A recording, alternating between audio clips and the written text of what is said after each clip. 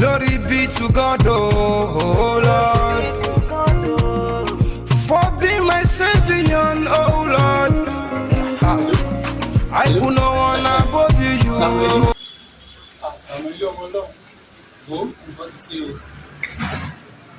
Wọ́n ti ṣe sọ́rí ọmọ Lúkà ọjọ́ sísọ rántí ẹni tí mo fún lóyún ta ó ti bímọ o. Ẹran tí ló wà lọ́sítù ó ti bímọ. Dákun wọ lọ́gbọ̀n láṣẹ rí o fún àpàjọ mọ́ ń gba ara wa ní mo ti gbà ń gbé òjò wọ́n ló gbà mí gbẹ̀rún ní o. Dákun ọwọ́ wa bá ń lọ sọ́sítù kọ́ ọ lọ bá ń wo gbogbo bá ṣe jẹ́ gbogbo ẹ̀tọ́ tó bá yẹ kó ṣe bá ń ṣe. Mo wà nílé ọ̀nkú easy àmọ́ èmi àti sùúrù wà ń bẹ̀ o bá ti dé o bá fẹ́ jábọ̀ sàmọ́ kóòdù tá wọ́n ń lò ni wọ́n lo ọgbà ọ̀gbẹ́. Mo gbà yín gbọ́ ẹ̀ ń gbàwé tọ́ bẹ́ẹ̀ bá sọ bẹ́ẹ̀. Orí òmù wọ̀ sá ó gbà orí òmù mi. Orí mú mi láti ní. Yín fúnra sí yín fà. Kò sí wàhálà ńgbà tí gbogbo ayé. Ẹ káàsán o. Bàbá ti lọ́n fúnra sí mi báyìí sí yìí.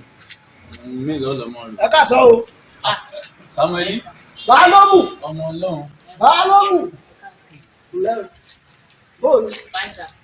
Ilẹ̀ ọ̀rẹ́ ìyá wa kó oríire náà. Oríire. Oríire pọ̀. Ọlọ́mọ mi á láàánú. Àmín Ọlọ́run ní àlá ẹni tó bá sì fẹ́ ni mí lọ lónìí là fún ọdún yìí. Kọ́lọ̀ sì kì í sówó fún wa. Àmín. Kọ́lọ̀ náà lọ sí gbogbo wa. Àmín. Káyọ̀ ká gbèsè.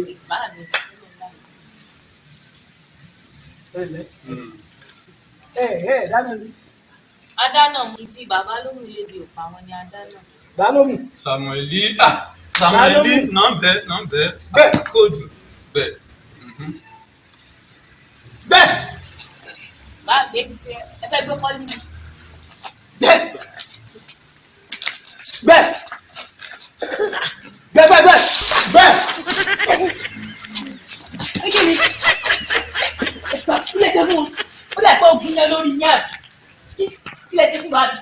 Ìṣẹ́ báàrẹ̀ ẹni tí ń fẹ́ tọ́lọ́yún fún Tẹ́ ẹ̀ mọ̀ bọ̀. tí ń bẹ ní ewé sí Ẹni pé ibẹ̀ mo ti ń bọ̀ láì mẹ́fà lójú.